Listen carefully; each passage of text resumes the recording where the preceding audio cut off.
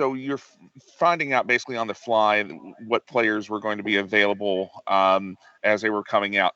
How cold were players like Olivia and Elizabeth Balagoon as they were coming out? Did they get a chance to stretch or do anything like that under the arena? I mean, Steve, of course. I mean, we would never sit there and have them just run out and just, boom, go play.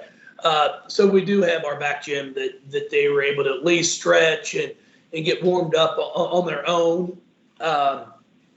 So felt very comfortable with that. They came and told me when they were, got the green light that they're set to go. They said, Coach, we're fine.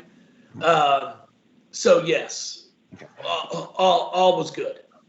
So you knew then at tip that you were going to have 11 players available then today. Well, no, I didn't know that until they came out on the floor. But see, they weren't in contact tracing, so they were able to be in the back gym getting warmed up and stretched in case their test all came back as negative. We had just told the CMO at Clemson, their medical people and their doctors, that we would not play them until we had the results. So if we didn't get the results in time, they wouldn't have played. Or let's say we would have gotten them after the first quarter. They then would have come out and played. Okay. But I had agreed to that because we wanted to play the game.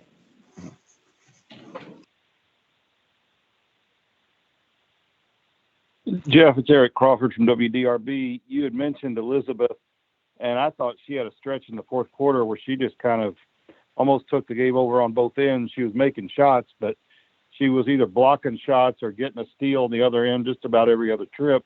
Not many players can do that on both ends. And how much, if she gets it going both ways, does she, change the dimension a little bit for you?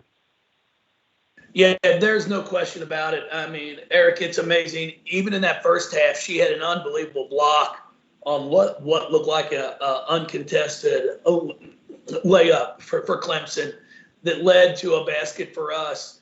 She has great instincts for the basketball, knows when to help, knows how to help. And then,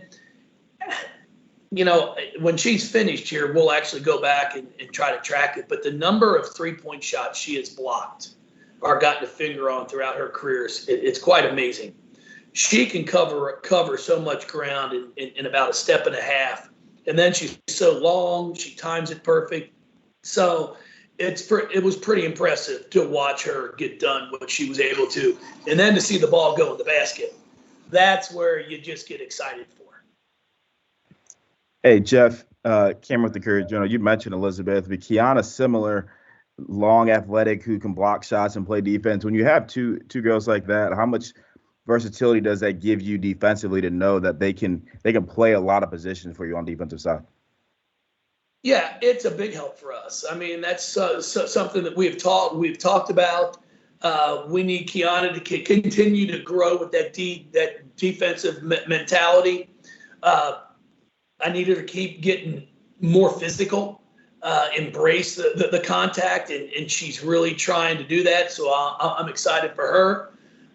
And then we've got Norika, who actually is one of our better defenders against bigger guards. She does an unbelievable job on a 6'1", 3'4" player. So I was really pleased with the way she played tonight also.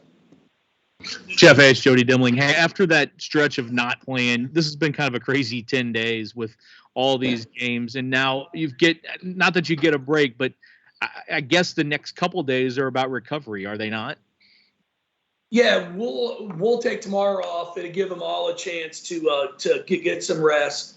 We took Friday off after Thursday's game. Or what day did we take off? We played on Tuesday. We took Wednesday off. Or was that right? We played on Monday, right? Well, what day did we play? Tuesday? You played on Tuesday, Thursday. We played Tuesday, practiced Wednesday, played Thursday, took Friday off, and had one day to prepare for Clemson, which was fine because you have to give them the time off. But it will be a well-deserved and needed break tomorrow. Then we'll go light on Tuesday, preparing for Boston College on Thursday. Hey, Jeff Cameron again. You're back in ACC play. I mean, you go to Virginia Tech, you have a fight there. You come here, you have so much going on before the game. It's pushed back. What do you learn about this team in this week with so much going on as you jump back into conference? Well, I know these kids love to play. They love to play basketball. They want to get better. That's the one thing I really appreciate about them. I'm challenging them and talking to them during the game and even after the game, just areas where we have to continue to work, continue to grow. And we're getting better and better. And it's exciting. Our biggest, weakness right now is going to be rebounding the basketball. We gave up 21 offensive boards today. Now, the good thing about it is we only gave up 11 second chance points. So we didn't get hurt as bad, but we still have to do a much better job.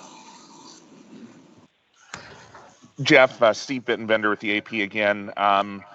Clemson shoots 1 of 20 there in the fourth quarter. They're 0 of 19 from beyond the arc. Was this probably your team's best defensive performance of the season? I thought all around, we did a pretty good job. We had some difficulties at time with the elbow ball screen, but we adjusted and really made some good adjustments, and the players really executed. But we've guarded the three pretty well this entire year, and that's what we have to continue to do. Jeff, this is Kent with WHAS 11. You kind of touched on it. Yeah, maybe some early turnovers, but given the fact that everything that your team kind of had to deal with today, are you even impressed with this kind of performance? Because there's a lot thrown at them, especially today, right before a game. Well, I'm proud of them. There's no question about that. It's a tough group that continues to fight. And again, we're going to continue to get better and better. I thought Mikasa did some really good things today too. Has 4 assists, 1 turnover. It's the next person up. That's what we've got to continue to buy into and believe, because it's what championship teams do. And that's what makes it so good. When you can have a player of Dana's caliber and abilities not play but 23 minutes because of foul trouble, and you're still able to come out with a 25-point win, I think that speaks about the depth of your team.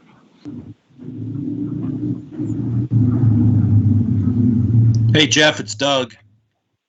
Doug. How big is this week for you guys? I know you have the game against BC, but also the other one looming this weekend coming up. Who was that? A team from North Carolina. Boston College. Hey, as a coach, you only look at the next game on your schedule. Come on, Doug. No, it's an exciting opportunity for us, but I'm not going to look past Boston College. I've been very impressed with what they've done. The Soul kid's as good as anybody in our league. She's got nice guards.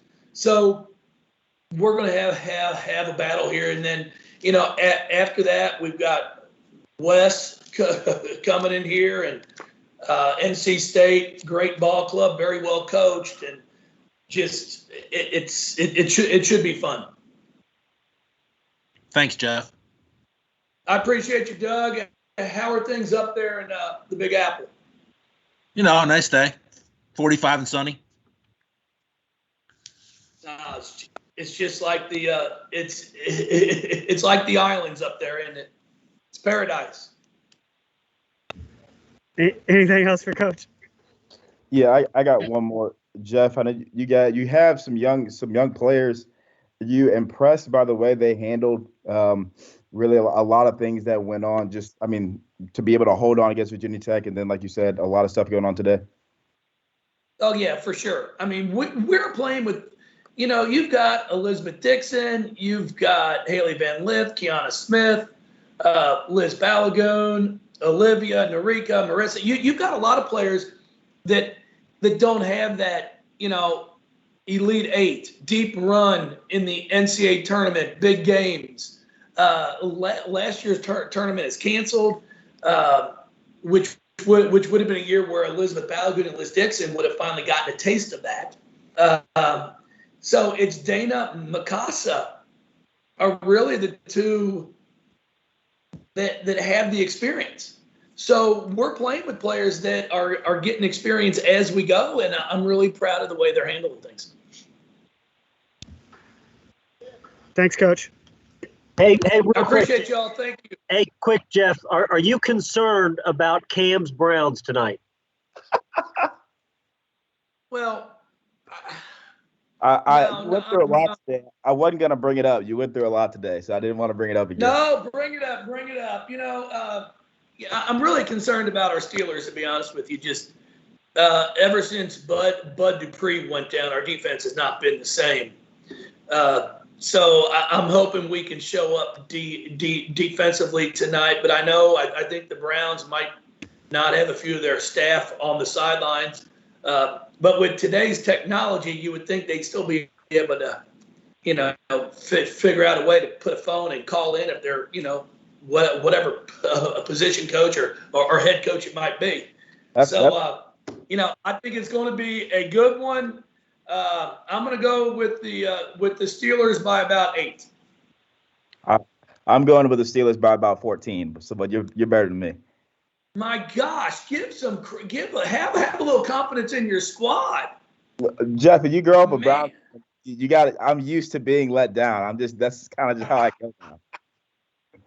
Hey, but you got some excitement going right now. They are playing some good football. Sure. At least you're not a Bengals fan right now. I appreciate y'all. Thank you. Thanks, everybody. Next up, we'll be joined by Elizabeth Balogun.